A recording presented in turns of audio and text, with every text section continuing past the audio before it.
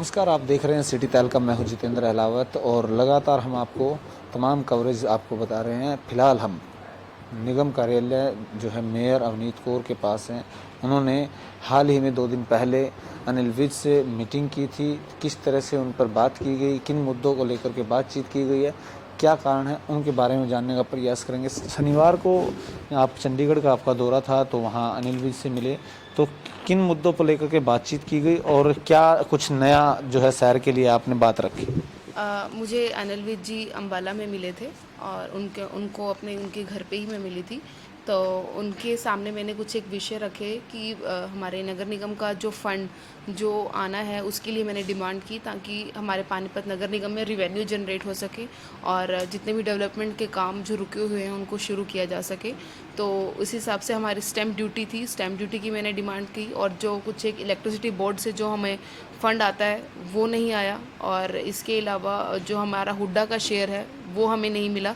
तो ये इन तीन चीज़ों की मैंने डिमांड की कि इन 3 चीज़ों का जो शेयर है वो हमारे नगर निगम अकाउंट में डायरेक्टली जो है डिपॉजिट करवाया जाए, ताकि नगर निगम के जितने भी डेवलपमेंट वर्क्स हैं उनके अंदर कोई भी रुकावट ना हो और जितने भी हमारे टेंडर लगे हुए हैं वो सब आगे परस्यू हो सके। इसलिए मैं उनके पास गई थी।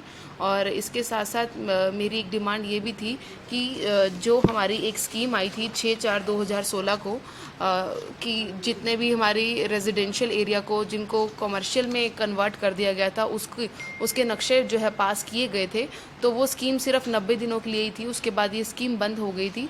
तो मैं उनके सामने यही डिमांड करने गई थी कि उस स्कीम को जो है दोबारा लागू किया जाए, चाहे 90 दिन के लिए ही उसको जो है स्टार्ट किया जाए, ताकि जो बिल्डिंग्स बन चुकी हैं, कमर्शियल जो दुकानें बन चुकी हैं, उनका जो फ़ीस है जो नगर निगम को अब तक नहीं पहुंच पाई है, वो नगर निगम के पास वो फ़ीस ज़रूर पहुंच पाए, ताकि नगर निगम का जो रिवेन्यू है वो जनरेट हो सके और डेवलपमेंट के काम जो है ना रुक पाएँ।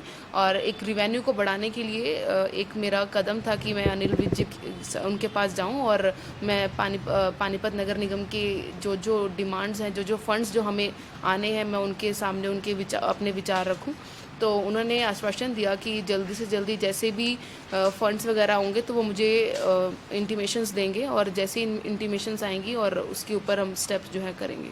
इससे पहले भी एक बार जो है फैसला लिया गया था, शॉपिंग मॉल्स हैं, बिग बाज़ार हैं और कुछ शैक्षणिक संस्थान थे जिन पर अभी पेंडिंग था, तो जो टैक्स की बात है, रिकवरी करने की बात थी, उसको लेकर के कहाँ तक सिरे बात पहुंची?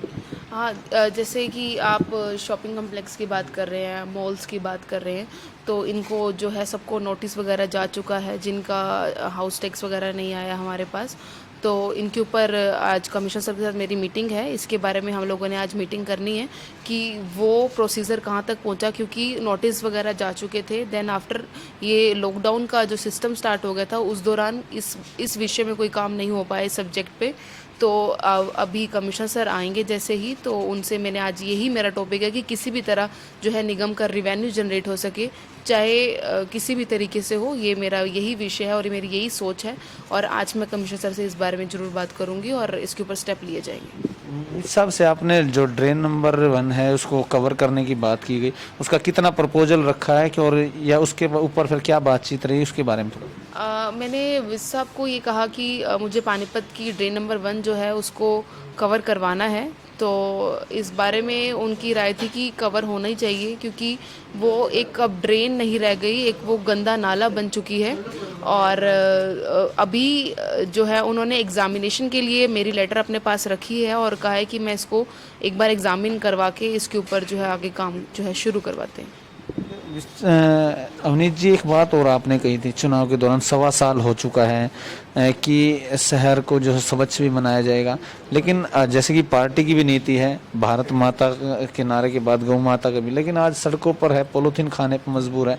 आपका सबसे पहले ये था कि इनको हम हटाएंगे या इनको गौशाला में शिफ्ट करेंगे, अभी तक इस तरह का नहीं हो पाया, जिससे अभी भी दिक्कतें आ रही है। जी देखिए, पानीपत को साफ सफाई की अगर बात की जाए तो पानीपत आज, अगर हम 1.5 साल पहले या 1.5 साल पहले का अगर पानीपत की आप तस्वीरें देखेंगे तो तब से लेके आज पानीपत के अंदर काफ़ी सुधार है। पहले हमें हर कदम पे जो है कूड़े के ढेर दिखा करते थे, तो उससे आज हमारा पानीपत जो है मुक्त है। हर जगह गंदगी के ढेर नहीं है। जो डंपिंग पॉइंट्स हर जगह बने हुए थे, चाहे मार्केट्स की बात लगाओ या मेन रोड्स की बात लगाओ, आज हमें वो देखने को नहीं मिलती। आज अगर आप अभी जाएंगे मार्केट के अंदर, वो हाल नहीं है जो पहले हाल थे। और इसके ऊपर प्रयास जो है लगातार जारी रहेगा। और जैसे ही वो वहाँ पर अगर प्रोजेक्ट शुरू हो जाता है हमारा, जो JBM का सोनीपत में प्लांट लग रहा है, अगर वो शुरू हो गया, जिस दिन से अगर वो शुरू हुआ, तो पानीपत के अंदर हमें एक दिन का भी नज़र नहीं आएगा, क्योंकि वो सबका सब वहाँ पर जो है उसका यूज़ होगा। और रही बात, अगर हम इनकी बात करें, जो हमारी नंदियाँ हैं या फिर जो हमारी गौ माता हैं, इनके बारे में अगर बात करें, तो ये है कि इनके लिए हम लोग एक बार हमारी मीटिंग हुई थी प्रधान जो गौशाला के प्रधान हैं उनसे, तो उनको निगम जो है मंथली पे कर रहे हैं ताकि वो वहाँ पर उनको चारा वगैरह दे सके। और अभी पीछे भी निगम ने उनको 2-2.5 लाख की कर रहे हैं जो आवारा पशु घूम रहे हैं। नहीं, उनके लिए जो गौशाला बनी हुई है। मेरा सवाल सिर्फ आवारा पशुओं के लिए पॉलीथीन।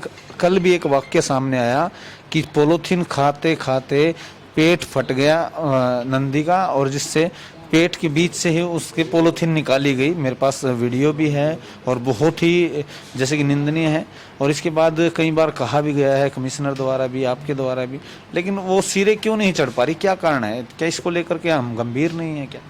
नहीं, ऐसा नहीं है। लगातार मेरे पास जो भी कॉल्स आती हैं या फिर कहीं पर भी इनकी हालत गंभीर होती है, वहाँ पर तुरंत ही एम्बुलेंस निगम के द्वारा जो है पहुँचाई जाती है। और अभी पीछे भी 1-2 केस आए थे जहाँ पर मैंने एम्बुलेंस पहुँचाई थी और उनको फिर वहाँ से उठाकर गौशाला तक पहुँचाया जाता है। और अगर किसी को ज़्यादा अगर चोट लग जाती है या किसी को ज़्यादा तकलीफ होती है, तो उसको स्मालखट किसी डॉक्टर के पास ऐसे हम ज़रूर पहुँचाते हैं अगर कोई ऐसा केस आ जाता है। तो अब ये हमारे सड़कों पर जो अभी ये घूम रहे हैं, कुछ एक लॉकडाउन की वजह से भी ये काम जो है ज़्यादा बढ़ गया है, क्योंकि पहले इनकी जो थी वो कम थी, लेकिन अब लॉकडाउन की वजह से ये ज़्यादा सड़कों पर निकल कर आ रहे हैं। और कुछ एक तो ये भी दिक्कत आती है कि कई बार हम लोग छोड़ कर आते हैं उनको उनकी जगह पर, तो गांव वाले जो हैं दूसरे एरिया से वो दोबारा से शहर के अंदर जो है उनको छोड़ देते हैं। ये भी एक प्रॉब्लम रहती है।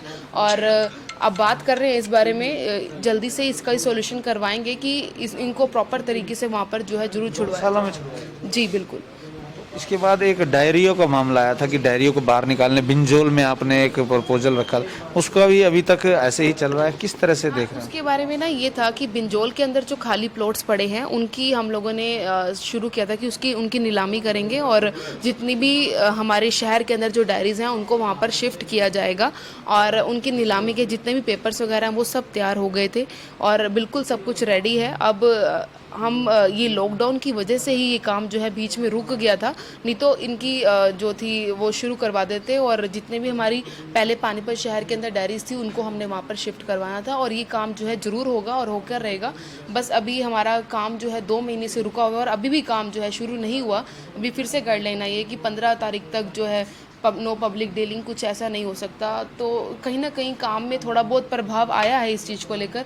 तुरंत ही जैसे ही इस महामारी से हम लोग उठकर निकलेंगे बाहर, तो इन सब ये जो काम है इन सबको दोबारा से जो है देखा जाएगा और इनको दोबारा से जो इनका काम किया जाएगा। निगम के माध्यम से कोई नया प्रोजेक्ट, क्या सोच है, क्या विजन के साथ आप आगे, क्योंकि विज साहब से भी लगातार आप मिल रहे हैं, क्या विजन है आपको? कोई नया ऐसा प्रोजेक्ट जिससे लोगों तक, अंतिम आदमी तक यह उसकी सुविधा मिले? देखिए, मेरा निगम का जो मेन काम है वो यही है कि मुझे अपना शहर साफ़ रखना है, हर घर तक पानी पहुँचे पीने का, और साफ़ सफाई हो, हर घर के आगे सड़क बनी हो, हर घर के हर मोहल्ले के अंदर पार्क बना हो। ये मेरा काम है और मेरा यही मोटिव रहेगा कि जब तक मैं मेयर हूँ, इस सीट पर हूँ, तब तक हर घर के अंदर पानी ज़रूर पहुँचे। एक ऐसा काम जो है हम लोग करके जाएंगे कि हर घर के अंदर जो है साफ़ स्वच्छ पानी होगा और पार्क्स मेंटेन होंगे, फुली मेंटेन्ड होंगे, और रोड्स वगैरह जो ठीक नहीं है उनको जो है ठीक तरीके से बनाया जाएगा। लास्ट 2 सवाल आपको। एक तो वार्ड 15 के अंदर किशनपुरा में लोगों को बिल्कुल गंदा पानी मिल रहा है, वो हमने दिखाया भी था और संज्ञान में भी डाला था, अभी तक उस पर कोई कार्रवाई नहीं हो पाई है। देखिए, ये जो किशनपुरा में आप बता रहे हैं, हमने एक ग्रुप बनाया हुआ है, विज साहब के थ्रू एक ग्रुप बना है वाटर सप्लाई का, उसके अंदर जैसे ही कंप्लेंट डलती है तुरंत ही उसका सोल्यूशन होता है। और अगर हम फ़ोन भी करते हैं तो उस चीज़ का तुरंत ही उसका सोल्यूशन करते हैं। अगर कहीं ऐसी जगह पर है तो अभी आपने बताया, मैं अभी आपके सामने ही कॉल कर दूंगी उनको, और जो पानी में दिक्कत आ रही है उसको जाकर जो ऑफिसर्स हैं उसको चेक करेंगे, उसको ठीक करवाएंगे। लास्ट सवाल, किशनपुरा ही की बात है, एक पार्क बना है 200 मीटर लंबा, उसका टेंडर भी हो चुका है। पार्षद भी आरोप लगा रहा है कि इसका सब कुछ होने के बावजूद उसमें पैसे भी शायद रिलीज हो गए हैं, ये बड़ा घोटाला हुआ है। और वहाँ पर फूल पौधे जिम ओपन ये लगने थे, लेकिन आज नशेड़ियों का अड्डा, करोड़ों रुपए का पार्क। देखिए ये मामला पहले मेरे पास उठ के आया था अभी 1-2 दिन पहले ही, और एक बार मैं वहाँ उस पार्क में भी गई थी। लेकिन मैं ये बताना चाहूँगी, ये जो पार्क बना है ये मेरे टाइम का नहीं बना हुआ, ये मेरे मेयर बनने से पहले का पार्क है और पहले ही बन चुका है और इसकी पेमेंट भी पहले हो चुकी है। और उसके बाद जब हम पार्क में गए तो हालत मुझे ठीक नहीं लगी और मेरी कमिश्नर सर से इस बारे में बात हुई थी, तो उन्होंने ये कहा कि ये पहले से इसकी सब पेमेंट हो चुकी है और मैंने वर्क ऑर्डर मंगवाया है, मेरे पास आज या एक कल तक वो इसका वर्क ऑर्डर निकल आएगा। और अगर उसके अंदर कुछ ऐसी चीज़ें हैं जो उसके अंदर लिखी हुई इंक्लूडेड हैं और वहाँ पर जो है ग्राउंड पर नहीं हुई, तो उस ठेकेदार के खिलाफ जरूर एक्शन लिया जाएगा। कमिश्नर साहब से भी कहा जाएगा कि उनके खिलाफ जरूर लेटर लिखा जाए और मेरी तरफ से भी उस ठेकेदार को लेटर लिखा जाएगा अगर वो कंडीशंस उसके अंदर फुलफिल्ड नहीं है तो। जी, ये थे मेयर अवनीत कौर, जिन्होंने कहा कि लगातार पानीपत के विजन के लिए हम काम कर रहे हैं।